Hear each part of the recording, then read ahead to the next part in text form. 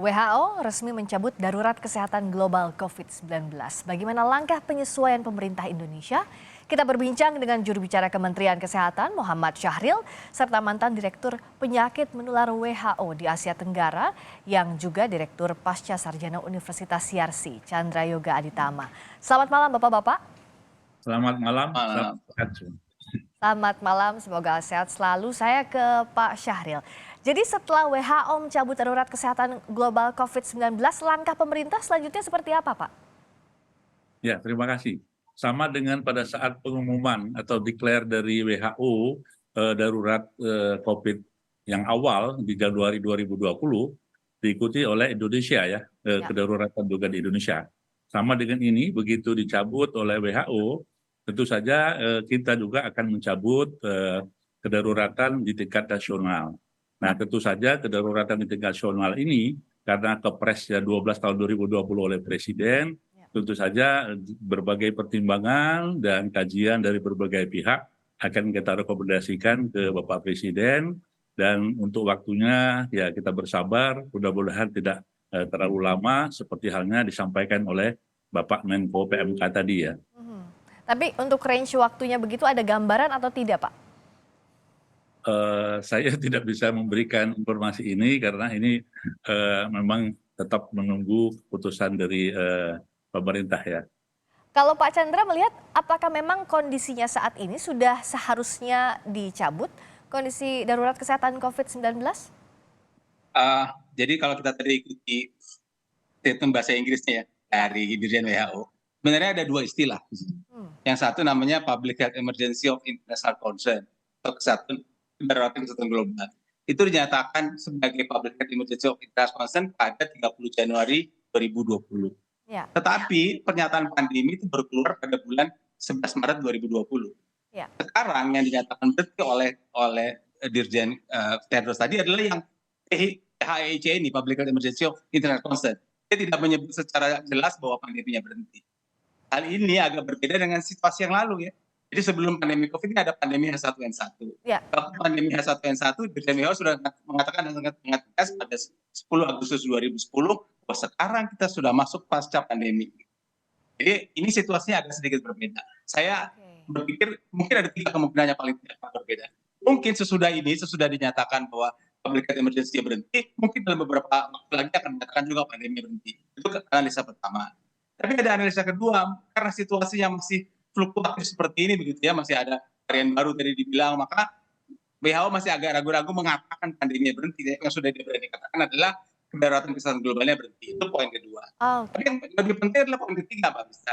Karena dalam pernyataan kemarin WHO juga menyebutkan kita akan mempersiapkan proses pengendalian COVID sebagai penyakit, bukan sebagai kedaruratan lagi tahun 2003 sampai 2025. Jadi memang harus ada upaya-upaya yang tetap dilakukan dalam beberapa tahun ke depan sesuai dengan rencana strategis dari WHO 2023-2025, dan saya harapkan Kementerian Kesehatan juga melakukan hal yang sama. Nah, untuk proses transisinya saat ini seperti apa progresnya, Pak Syahril? Termasuk juga bagaimana capaian vaksinasi COVID-19? Ya, betul. Jadi sebetulnya ada parameter-parameter yang sudah kita evaluasi, kita amati sejak PPKM dicabut ya.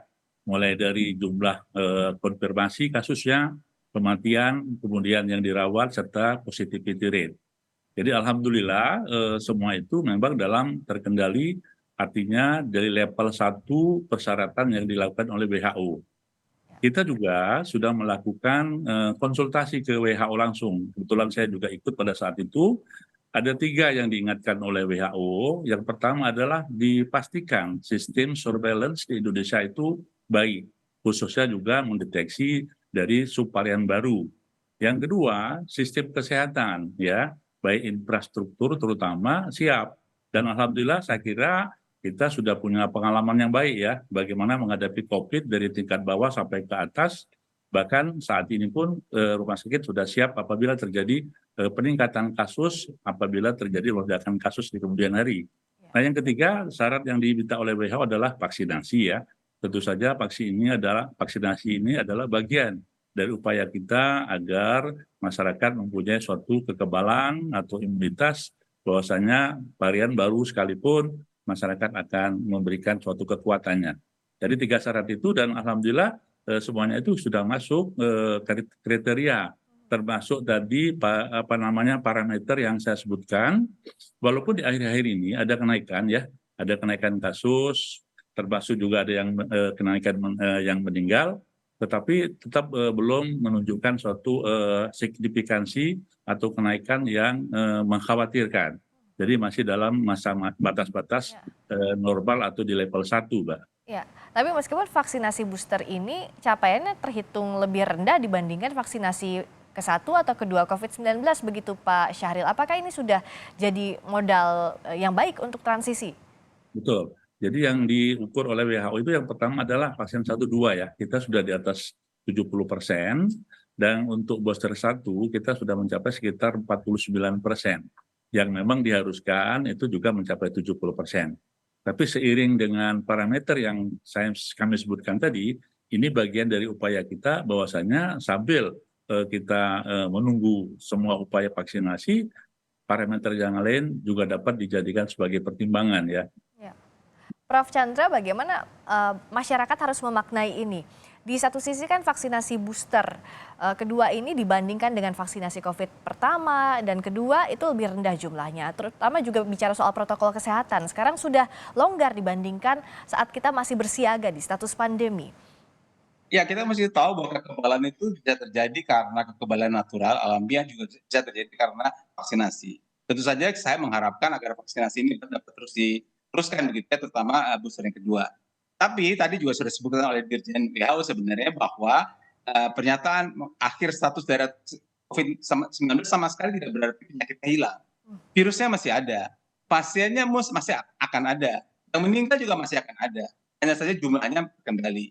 Tadi kan saya menyebut pandemi yang lalu ya, pandemi yang lalu itu dinyatakan berhenti pandeminya bahkan pada tahun 2010. Sekarang 2023, 13 tahun, virusnya masih ada, pasiennya masih ada. Jadi kita masih akan berhadapan dengan COVID-19 bertahun-tahun ke depan, walaupun situasinya mudah-mudahan tidak lebih berat lagi. Itu poin pertama yang saya ingin sampaikan. Terus poin kedua yang ingin saya sampaikan adalah bagaimanapun juga kita harus siap menghadapi berbagai penyakit menular.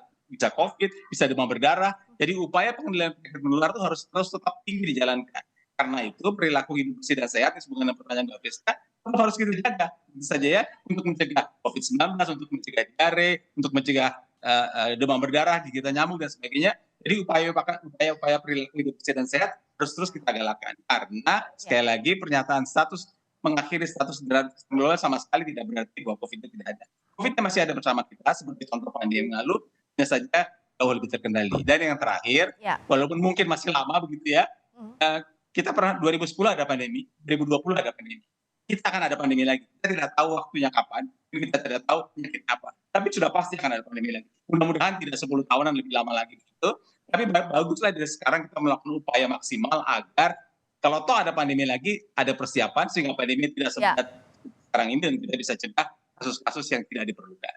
Ya, Pak Syahril, di tengah kita menunggu apa yang harus dilakukan, status yang nanti diumumkan oleh pemerintah menanggapi pengumuman dari WHO, bagaimana masyarakat bisa menanggapinya? Kementerian Kesehatan kan sebelumnya saat pandemi ini mengumumkan bagaimana cara hidup menanggapi pandemi. Nah, sekarang berdampingan dengan pandemi ini seperti apa? Berdampingan dengan COVID-19 ini seperti apa sambil menunggu status berikutnya? Sikat saja. Ya, terima kasih. Jadi sebetulnya kita harus ikut berbahagia karena setelah 3 tahun kita ikut dalam aturan dunia yaitu dicabutnya kedarurat ini. Artinya satu sisi keberhasilan Indonesia juga. Hanya saja tadi seperti yang disampaikan Prof. Chandra, virus ini masih ada dan juga harus diingat juga ada virus-virus yang lain yang bisa mengancam kita di kemudian hari, Pak. Jadi tetap saja kepada seluruh masyarakat pengalaman yang berharga yaitu melalui perilaku hidup bersih sehat, kemudian protokol kesehatan dan juga vaksinasi. Ini bagian dari pada upaya kita agar penyakit penulari dapat kita atasi. Dan tentu saja mungkin kami menyampaikan pada kesempatan ini ada suatu istilah yaitu bagaimana kewaspadaan kita dan juga bagaimana ketahanan kesehatan kita menghadapi ancaman emerging ya, penyakit-penyakit emerging. Sehingga nanti kita di samping kesiapsiagaan juga ketahanan. Artinya dengan pengalaman yang lalu kita punya pengalaman dong, jangan sampai Ya. kita kecolongan dan seterusnya. Ya, perilaku hidup bersih sehat, protokol kesehatan itu harus tetap dijaga ya, apapun nanti kondisi ke depan sebagai pembelajaran. Terima kasih Pak Muhammad Syahril, juru bicara Kementerian Kesehatan. Terima kasih juga Pak Chandra Yoga Aditama sudah bergabung, mantan Direktur Penyakit Menular WHO di Asia Tenggara yang juga Direktur Pasca Sarjana Universitas Yarsi. Selamat malam. Selamat malam.